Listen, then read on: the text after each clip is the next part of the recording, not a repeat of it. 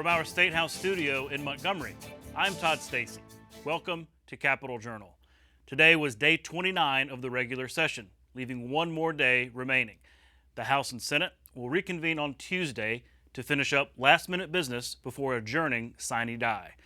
One order of business they won't have to worry about is the budgets. Governor Kay Ivey today signed into law the general fund budget, the education trust fund budget, plus supplemental appropriation plans for both. She had the ability to amend those spending plans and send them back to the legislature, but in the end, Ivey gave her stamp of approval, noting how priorities she spelled out at the beginning of session were mostly all included. As a reminder, here's what's in the final budgets that are now state law. The general fund totals $3 billion, which amounts to record spending for non-education state agencies. There was also a $180 million supplemental spending plan that saw $50 million go to a general fund savings account and $40 million to paying off debt. There were notable additions: $18 million for the Taylor Hardin Mental Health Center project in Tuscaloosa, also economic development projects originally requested by the governor, $20 million for the Port of Mobile, $5 million for the downtown Mobile Airport project, and $5 million for the Montgomery Whitewater project near Maxwell. Let's look at the Education Trust Fund, which includes the range of spending from pre-K to higher education. It is also a record at $8.8 billion total.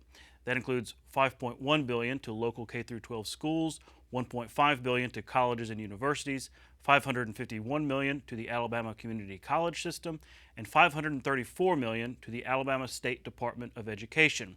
Within that, Governor Ivey specifically pointed to allocations supporting the Literacy Act and the Numeracy Act as critical investments. Now to the $2.8 billion supplemental education spending bill. $393 million will go towards a one-time tax rebate to taxpayers. Individuals will get $150 rebate checks, and couples filing jointly will get $300. $354 million will go towards a new education savings account that lawmakers can draw on during lean budget years. $179 million will go to a school construction account administered by the Lieutenant Governor. The governor has been busy signing other pieces of legislation into law today. Let's run through a list of notable bills that are now state law. House Bill 82 from State Representative Chris Pringle would make it a crime of manslaughter for selling or giving illegal drugs to someone who dies as a result. House Bill 34 from State Representative Tracy Estes makes it a crime to discharge a firearm on school property. House Bill 287 from State Representative Shane Stringer makes doxing a crime. That's knowingly posting someone's personal information online with the intent to cause harm. House Bill 109 from State Representative Terry Collins creates new programs meant to help students choose career pathways. Senate Bill 154 from State Representative Will Barfoot limits the state from automatically suspending the driver's licenses for non-moving violations like missed fines or missed court dates. Senate Bill 120 from State Senator Linda Coleman Madison redefines the term contraband in state law to help prevent it from being smuggled into juvenile facilities. Senate Bill 39 provides for additional circuit and district judgeships in areas with high population growth. And yes, House Bill 421, which designates the official state cookie as the Yellowhammer cookie from the students at Trinity Presbyterian School. Back here in the State House, lawmakers used this second to last day working to get some high-profile bills across the finish line. One was the grocery sales tax cut, which we've talked about a lot on this show. The final version that passed today cuts the sales tax on groceries by 1% immediately and then another % next year, provided there is enough revenue growth in the Education Trust Fund. State Senator Andrew Jones has championed the bill for 2 years now. So what we did, we negotiated some up here. I appreciate Senator Orr and his work with me. We upped that to 3.5%. So the ETF has to grow by 3.5%. We still have an initial cent coming off this September 1. The second cent could come off next year. That was a change. Or a following year that there's 3.5% positive growth. So we've upped the required growth in the ETF to protect our education budget. Another change I'll point to on page 33. This was requested by our counties. which basically says that counties and municipalities can lower their rate by up to 25%, their local sales tax rate. It's important to note that this legislation caps the local rate that's in effect upon the effective date of the bill. They can lower it at will, or if they need to come back, they can adjust it, but not above the cap that's would be set at the rate that's in effect today. A plan to eliminate income taxes on overtime wages also received final passage today. The bill saw some last-minute changes as lawmakers sought a compromise on how much revenue the state should give up for the tax cut. In the end, they landed on a $25 million aggregate cap. After final passage in the House, bill sponsor House Minority Leader Anthony Daniels got a standing ovation from his colleagues. Members, we had a lot of progress that happened in the Senate today. Thanks to all of you. The $2,000 cap that was put on the per person was put on the legislation in Senate Education Committee on yesterday has been tabled and defeated, and right now the cap is at $25 million overall with no individual cap. And so this puts us in a very good position to be able to do some really good things for the state of working people in the state of Alabama and make certain that our economy continue to grow in all corners of the state and that we remain competitive with our neighbors. So with that, Mr. Speaker, I concur.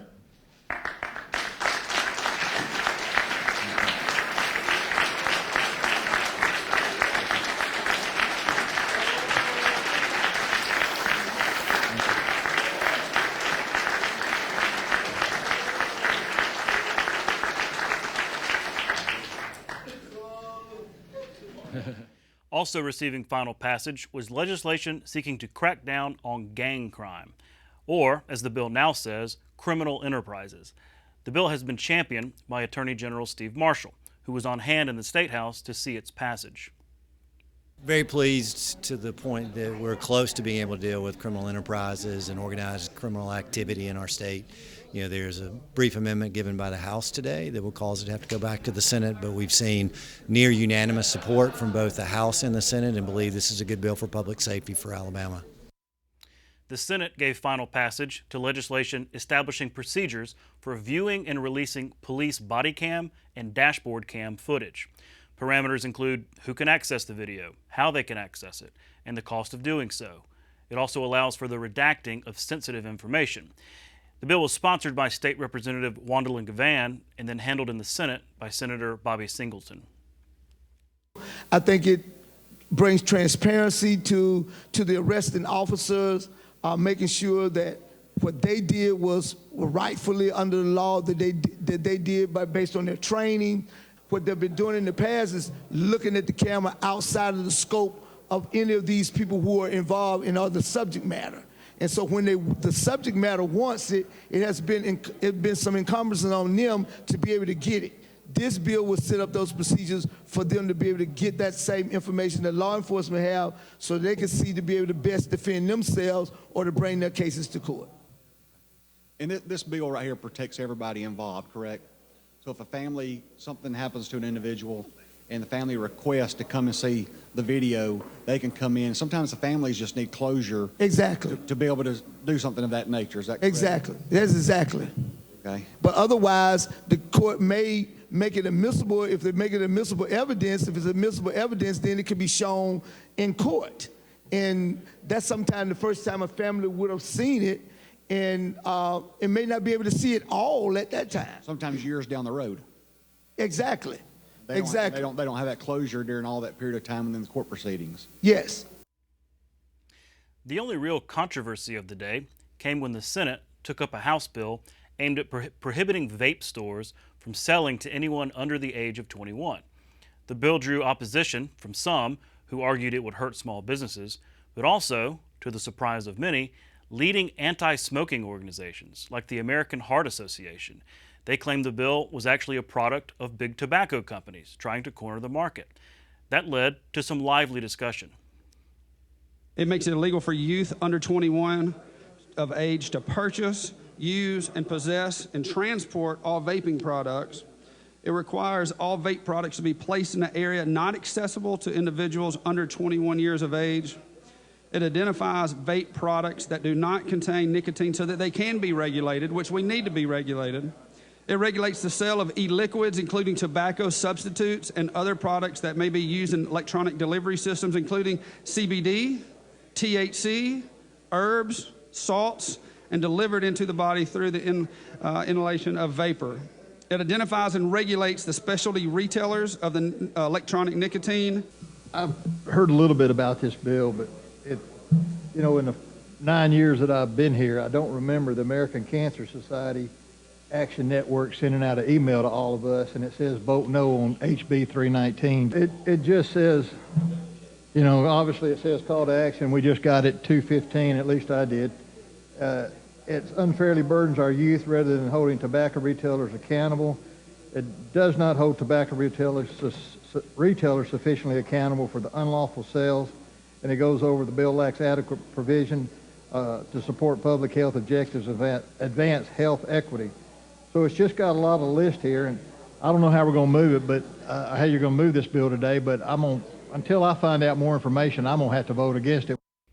The bill was carried over at the call of the chair, which means it can come back up Tuesday. Lawmakers I spoke with said that the bill would need significant revisions to have a chance. And that's what happened in the State House today. Coming up next, I'll talk with House Minority Leader Anthony Daniels about his overtime income tax cut. We'll be right back. You can watch past episodes of Capital Journal online at video.aptv.org. Capital Journal episodes are also available on APTV's free mobile app. You can also connect with Capital Journal and link to past episodes on Capital Journal's Facebook page. And you can listen to past episodes of Capital Journal when you're driving or on the go with Capital Journal podcasts. Keep up with what's happening with Capital Journal.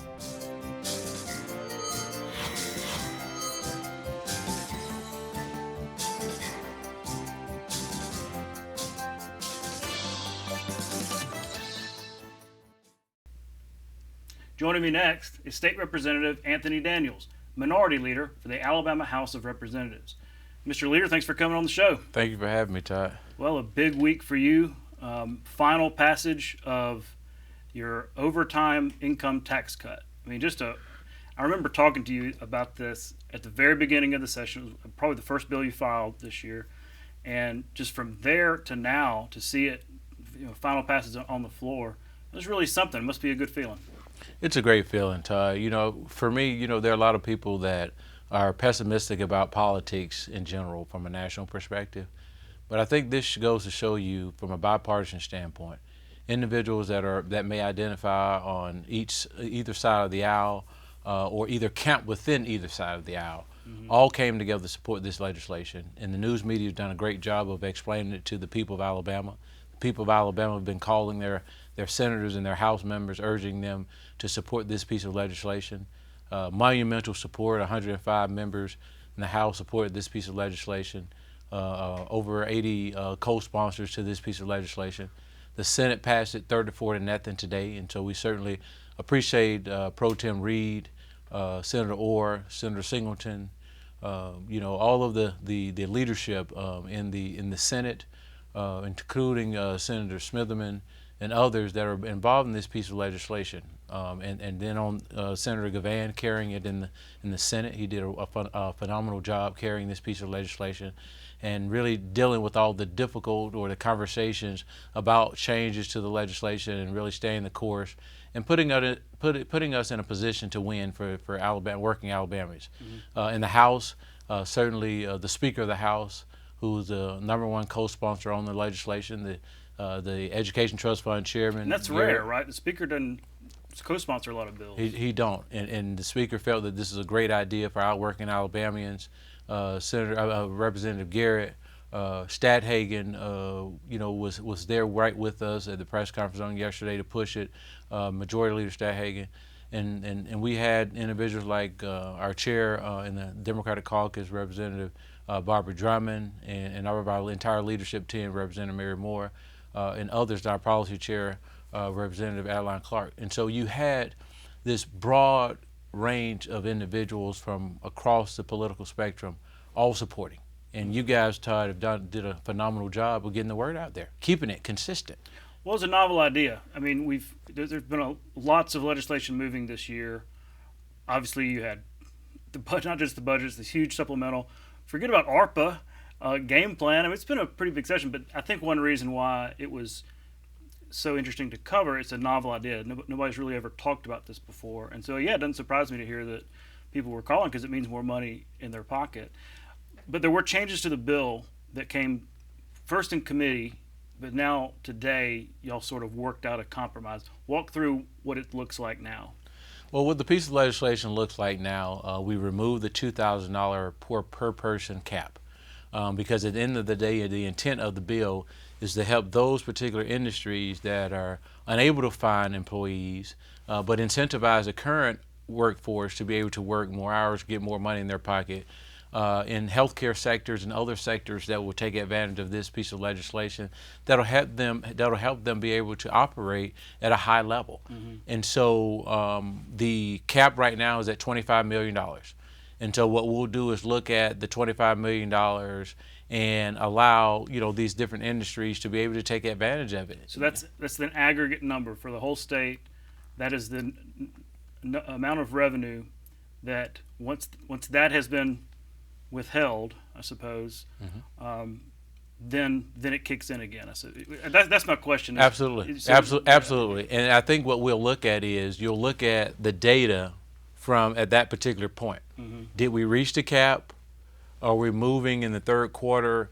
Or we're moving in the second quarter, third quarter, what have you? Are we moving to where we've used most of the money up by the third quarter or what have you?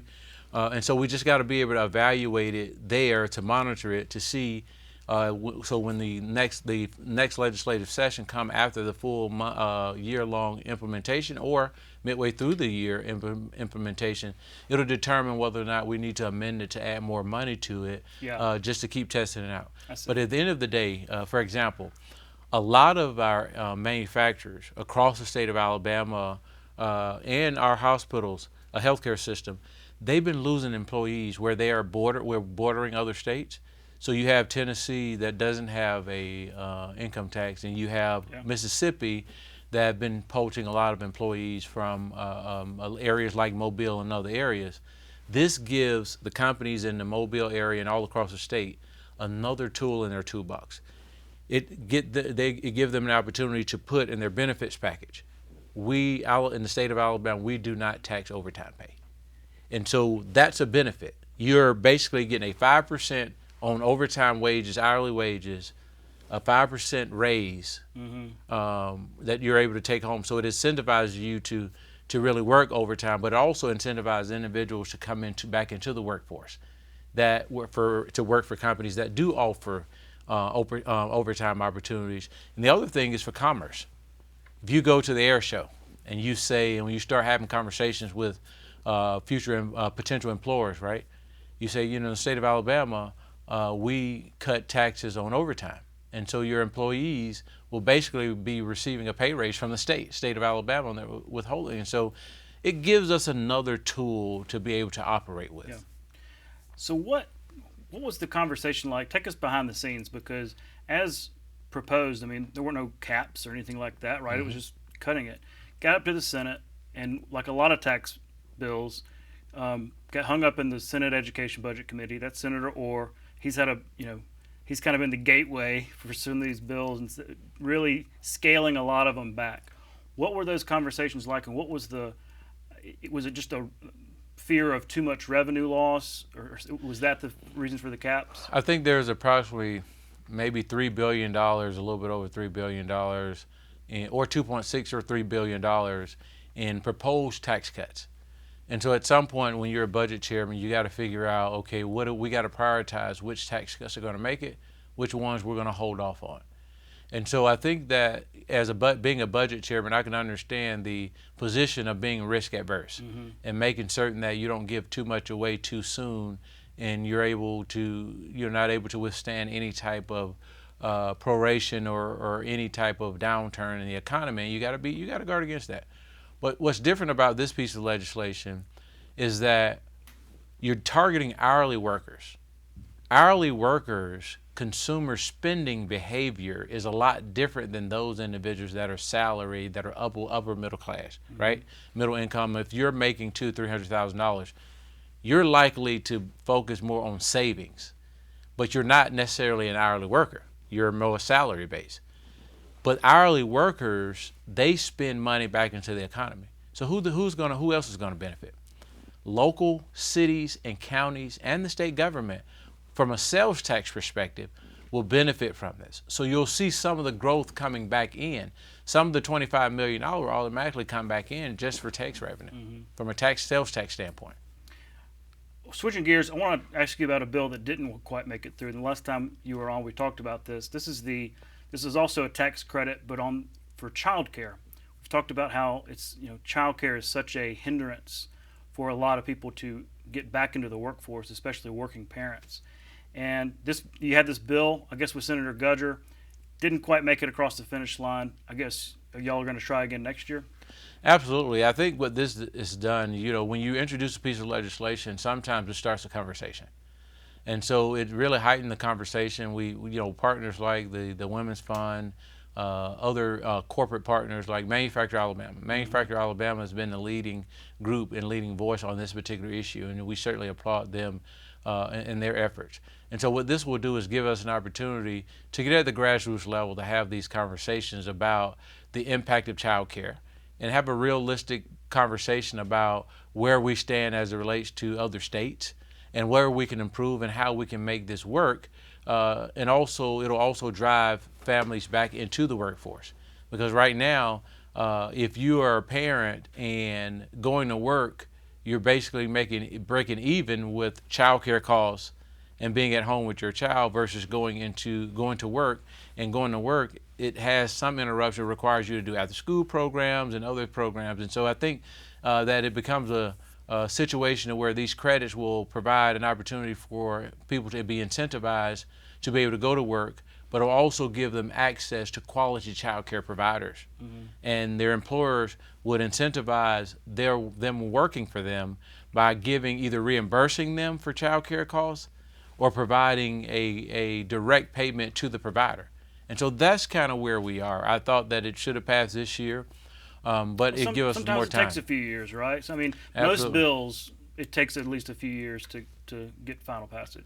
It does, and it's this is a conversation that just like the overtime bill is another conversation, an issue that I think those of you that are in the media to really start getting the conversation going about, so that we can come to some type of agreement and figure out what we could do, whether it's a public-private partnership or other ways that we can assist in making certain that every child and every family have access to quality child care. Yeah, we'll certainly be covering it. I have so many guests that bring it up just as an issue, whether it's workforce, whether it's just quality of life.